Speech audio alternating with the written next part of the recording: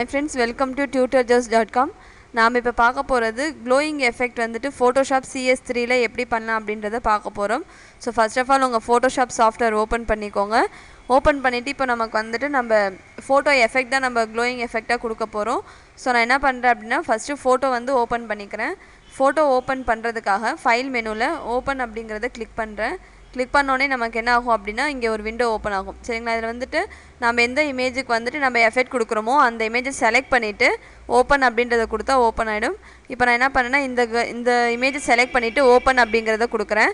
கொடுத்தோடனே நமக்கு என்ன ஆகும் அப்படின்னா இங்கே நமக்கு இமேஜ் வந்து ஓப்பன் ஆகிடும். சரிங்களா, இதிலேருந்து நான் என்ன பண்ணுறேன் அப்படின்னா டூப்ளிகேட் லேயர் நம்ம எடுக்கணும். ஓகேங்களா, ஒரு லேயரில் வந்துட்டு க்ளோயிங் எஃபெக்ட்டும் இன்னொரு இதில் வந்துட்டு நம்ம ஒரிஜினல் இமேஜ் வைக்கணும்.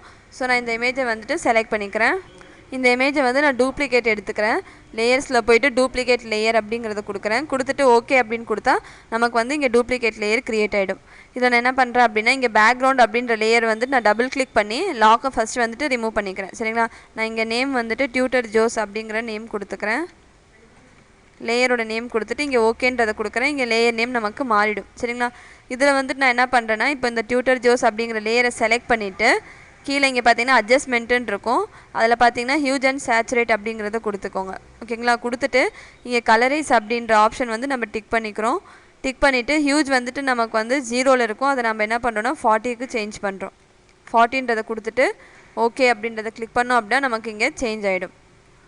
இப்போ நான் இந்த பேக்ரவுண்ட் அப்படின்ற லேயரை செலக்ட் பண்ணிக்கிறேன். செலக்ட் பண்ணிவிட்டு இங்கே ஃபில்டர் மெனுவில் பிளர் அப்படின்ற ஆப்ஷனில் பார்த்திங்க அப்படின்னா நம்ம காஷியஸ் பிளர் அப்படின்றத எடுத்துக்கிறோம். எடுத்துகிட்டு நம்மளுக்கு எந்த அளவுக்கு பர்சன்டேஜில் வந்துட்டு நம்ம பிளரை எஃபெக்ட் கொடுக்குறோம் அப்படின்றத நம்ம இங்கே கொடுத்துக்கலாம். சரிங்களா, நான் என்ன பண்ணுறேன் அப்படின்னா ஒரு 6 அந்த மாதிரி கொடுத்துக்கிறேன்.